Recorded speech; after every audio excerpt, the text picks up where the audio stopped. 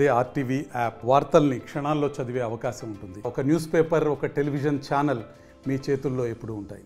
SFI ఆధ్వర్యంలో విద్యార్థులు నిరసన చేస్తున్న పరిస్థితి కనబడుతుంది. ఫీజు రియంబర్స్మెంట్ వెంటనే చెల్లించాలని, చెల్లించని ఎడల నిరసనలు తీవ్రతరం చేస్తామని చెబుతున్న పరిస్థితి. మంచిర్యాల జిల్లా కలెక్టరేట్ వద్ద నిరసన వ్యక్తం చేస్తున్న పరిస్థితి కనబడుతుంది. మనతో పాటు ఎస్ఎఫ్ఐ నాయకులు ఉన్నారు, అసలు మాట్లాడేది ఏం జరుగుతుంది, ఏం విషయం.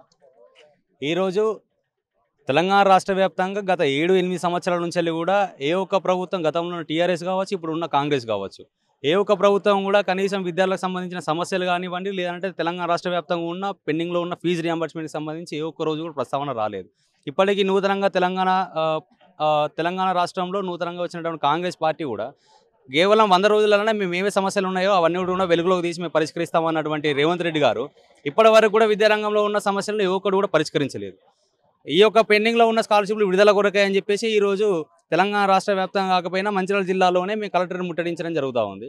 ఎందుకంటే ఈ రోజు ఇప్పటి వరకు పెండింగ్లో ఉన్న స్కాలర్షిప్లకు సంబంధించి సుమారు 8,700 కోట్ల రూపాయలు కూడా పైచీలకు ఈరోజు పెండింగ్లో స్కాలర్షిప్లు విడుదల కాలేకపోతా ఉంది. గతంలో ఉన్న బట్టి విక్రమార్క గారు ఏం చెప్పారంటే, గతంలో ఉన్నటువంటి ఎస్ఎఫ్ఐగా రాష్ట్ర వ్యాప్తంగా చేసిన పోరాట ఫలితంగా మేము పెండింగ్లో ఉన్న స్కాలర్షిప్లు విడుదల చేస్తూ ఉన్నామని చెప్పేసి మాట్లాడారు. కానీ ఇంతవరకు ఏ ఒక్క రూపాయి కూడా విడుదల చేసినట్టు ఏ ఒక్క ప్రకటనలు కూడా తెలుపలేదు.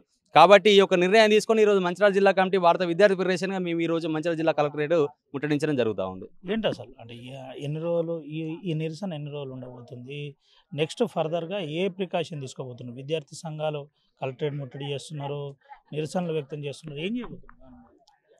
ఈరోజు కేవలం పెండింగ్లో స్కాలర్షిప్లే కాకుండా అతి ప్రధానంగా ఉన్నటువంటి ఫుడ్ పాయిజన్లో విద్యారంగంలో ఉన్న అనేక సమస్యల మీదనే మేము ఈరోజు ఈ యొక్క కలెక్టరేట్ ముట్టడి పెట్టినాము. ఈరోజు తెలంగాణ రాష్ట్రంలో అతి ప్రధానంగా ఉన్నటువంటి సమస్య ఏదైనా ఉంది అని అంటే అది పెండింగ్లో ఉన్న స్కాలర్షిప్లు. కాబట్టి ఈ యొక్క ప్రధానమైన డిమాండ్స్తోనే మేము ముందుకెళ్తా ఉన్నాము.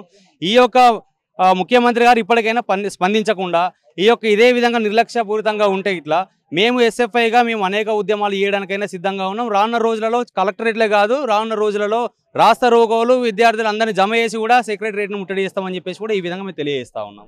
ఇది పరిస్థితి, సెక్రటరేట్ ముట్టడిస్తామని చెప్తున్న పరిస్థితి ఇదే విధంగా ఉంటే సీరియస్గా ఉంటుందని చెప్తాను. ఏంటి అసలు ఇప్పుడు ప్రధానంగా ఈరోజు ఏమంటుంది, మీరేం చెప్తున్నారు, విద్యార్థులు ఏం చెప్తున్నారు?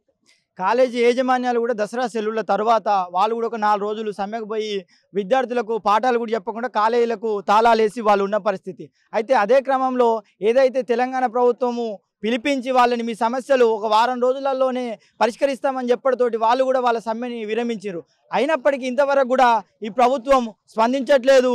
అదేవిధంగా ఆ స్కాలర్షిప్ ఫీజు రియంబర్స్మెంట్ అనేది రిలీజ్ కావడం లేదు.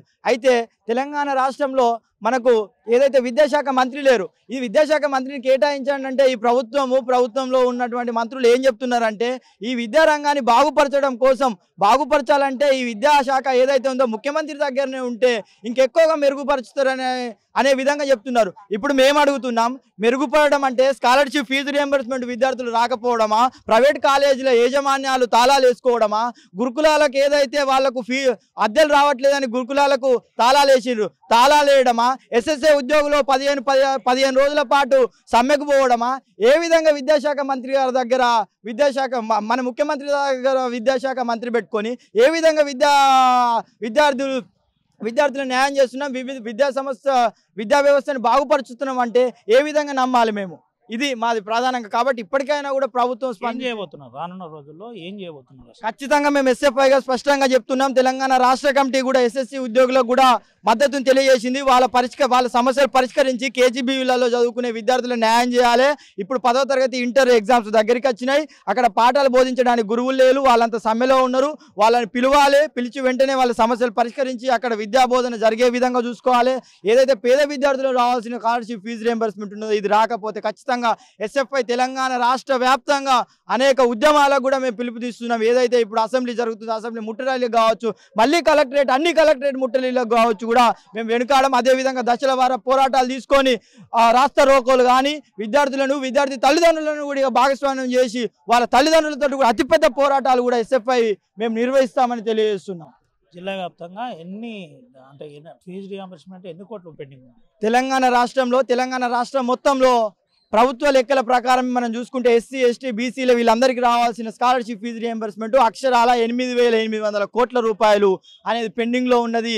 వాటిని విడుదల చేస్తే పేద విద్యార్థులకు న్యాయం జరుగుతుంది. కాబట్టి ఆ 8,800 కోట్లని విడుదల చేయాలని మేము డిమాండ్ చేస్తూ ఉన్నాం. ఇది పరిస్థితి, వెంటనే రియంబర్స్మెంట్ చెల్లించాలని చెప్తున్నారు. ఏదైతే తెలంగాణ రాష్ట్రం ఏర్పడినప్పటి నుంచి చూసినట్లయితే విద్యారంగ సమస్యలను ఏ ఒక్క ముఖ్యమంత్రి పట్టించుకోవట్లేదు. దీని మీద గత ప్రభుత్వం చేసిన తప్పిదమే ఈ ప్రభుత్వం చేయొద్దు అనే ఉద్దేశంతోనే మనం తెలంగాణ రాష్ట్రంలో బీఆర్ఎస్ ప్రభుత్వాన్ని గద్దెదించి కాంగ్రెస్ ప్రభుత్వాన్ని గెలిపించడం జరిగింది. కానీ ప్రభుత్వ పనితీరులో మాత్రం ఏ విధమైన మార్పు రాలేదు. ప్రభుత్వం అధికారంలోకి వచ్చి సంవత్సరం గడుస్తున్నప్పటికీ ప్రతి ఒక్క రంగంలో చూసినట్లయితే అది పోలీసు కానిస్టేబుల్స్ కావచ్చు, లేదంటే ఎస్ఎస్సీ ఉద్యోగులు కావచ్చు, విద్యార్థులు కావచ్చు, ప్రతి రంగంలో సమస్యలు అనేది ఆ విధంగానే ఉన్నాయి. కాబట్టి ముఖ్యమంత్రి గారు ఇప్పటికైనా స్పందించి తన దగ్గర ఉన్న విద్యాశాఖ మంత్రి ఏదైతే ఉందో అది వేరొక వ్యక్తికి కేటాయించి వెంటనే విద్యారంగ సమస్యలు ఏవైతే ఉన్నాయో వాటిని పరిష్కరించాలని చెప్పేసి మేము ముఖ్యంగా డిమాండ్ చేస్తూ ఉన్నాం. రానున్న రోజులు ఏవైతే 2 లేదా 3 నెలలలో పిల్లలకి ఎగ్జామ్స్ ఉన్నాయి, విద్యార్థులకు ఏవైతే ఇంటర్మీడియట్ కావచ్చు, ఎస్ఎస్సి కావచ్చు, డిగ్రీ ఎగ్జామ్స్ ఉన్నాయి, ఆ టైంలలో వీళ్ళకి హాల్ టికెట్స్ ఇవ్వమంటే యాజమాన్యాలు ఖచ్చితంగా మీరు ఏదైతే ఉన్నాయో కాలేజ్ ఫీజులు మీరు చెల్లించాలి, మీ తల్లిదండ్రుల దగ్గర నుంచి ఏం తీసుకురావాలి. చేయబోతున్నారు రానున్న రోజుల్లో? ఏ రకమైన ఉద్యమం చేయబోతున్నారు? వాళ్ళను ఇబ్బందులకు గురి చేస్తున్నారు. దీన్ని వాళ్ళు మానసికంగా బాగా ఇబ్బందులకు గురై సూసైడ్ కూడా చేసుకుంటున్నారు.